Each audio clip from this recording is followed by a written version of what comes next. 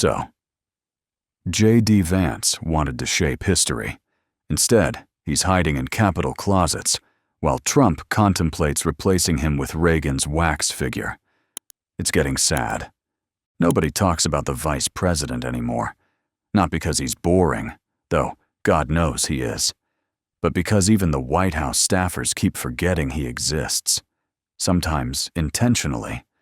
J.D. Vance, Vice President of the United States, and once best-selling author of a memoir now used as a coaster in the West Wing break room, wakes up every day with the same thought. I've made a huge mistake. When he joined the ticket, he imagined influence, power, gravitas. Instead, he spends most mornings trying to find his name in the press briefings, only to be told it was accidentally auto-corrected to John Denver. He once asked if he could host a policy summit. The president said yes, then rerouted the RSVP list to a Hooters in Dayton, Ohio. Nobody came. At first, J.D. tried to stay optimistic. After all, how hard could vice presidency be? Attend funerals, smile politely, pretend to like Stallone. But he soon learned the hard way. This was not a ceremonial job. It was a survival sport, and Trump was the jungle. The president didn't like sharing the spotlight. Vance had been warned.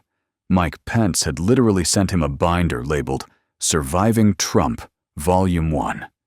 Vance never opened it, said it smelled like betrayal and peppermint. Trump began calling him Beta Vance in staff meetings, once introduced him at a rally as my vice president.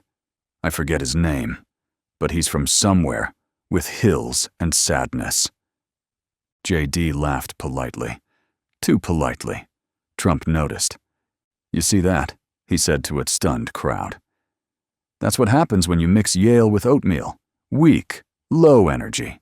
He's basically Ben Carson, but whiter and with facial hair. Vance tried to push back once, quietly, via email. At 3 a.m., he got a reply 7 minutes later. A photo of Trump with the caption, "You wish you were this strong," edited to include a bald eagle riding his shoulders. Vance never replied again. Desperate to reclaim dignity, Vance launched a series of initiatives.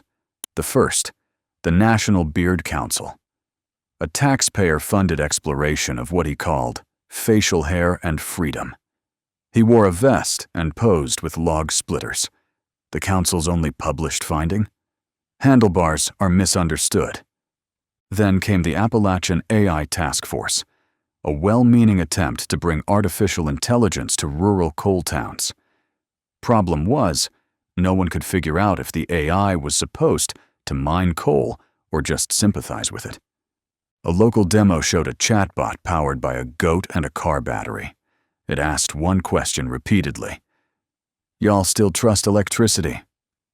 The project was quietly shelved.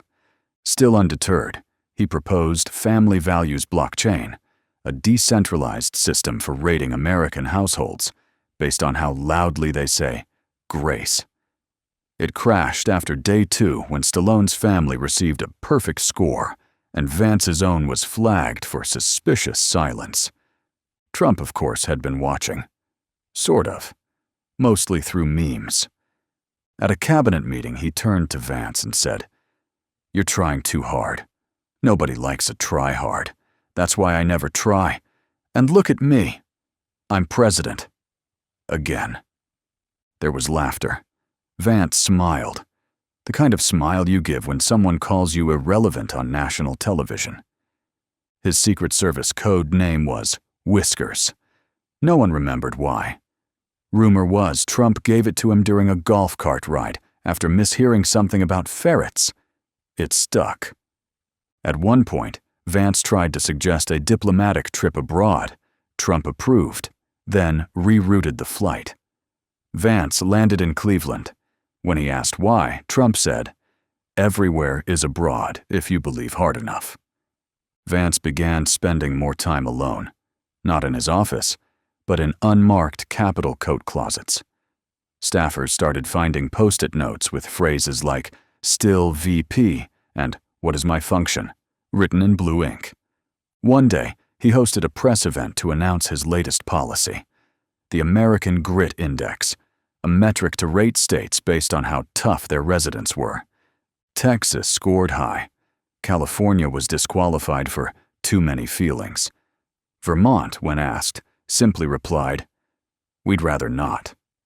Trump loved it for 5 minutes.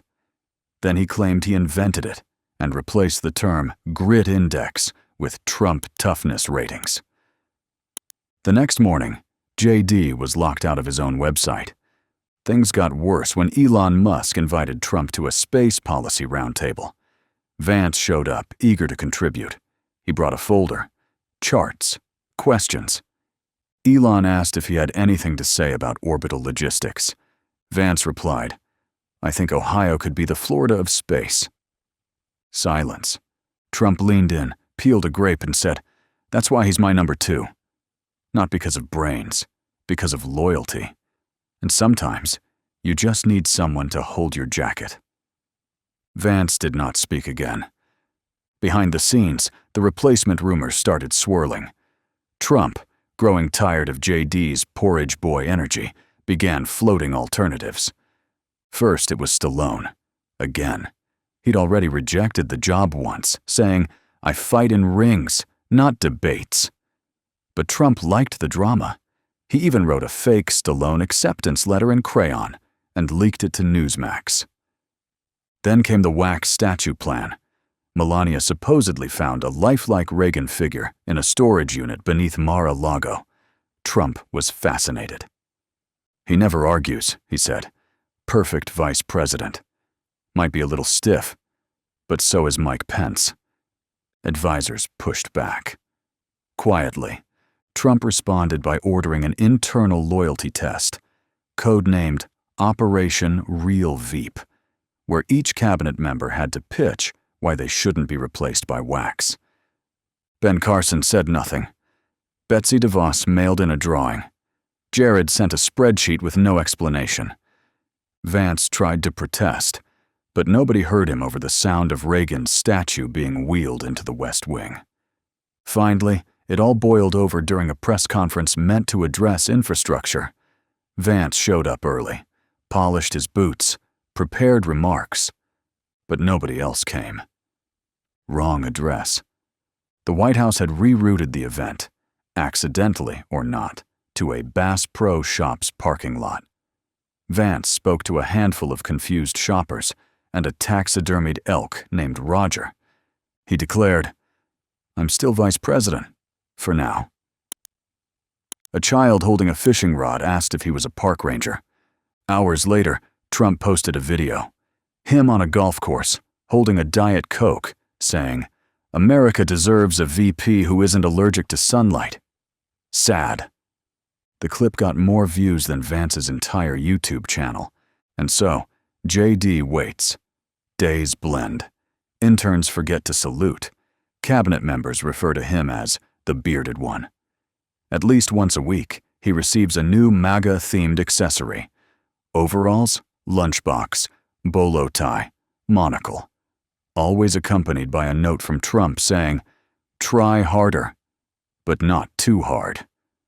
The only person who still respects him is a White House janitor named Kenny, who calls him Senator Man. Vance doesn't correct him. Sometimes at night, he walks the rose garden in silence, imagining a future where he isn't being considered for replacement by a wax figure or a golden retriever named General Barkley, also on Trump's short list. But deep down, he knows. He is vice president, but only technically. A man with no power, no plan, and a growing suspicion that he's already been replaced, and nobody told him. This is the irony, and that's the irony. So, disclaimer. This video is a work of satire and fiction. It is intended for entertainment purposes only and should not be interpreted as fact, news, or a representation of real events. Any similarities to actual persons, living or dead, or actual events, is purely coincidental.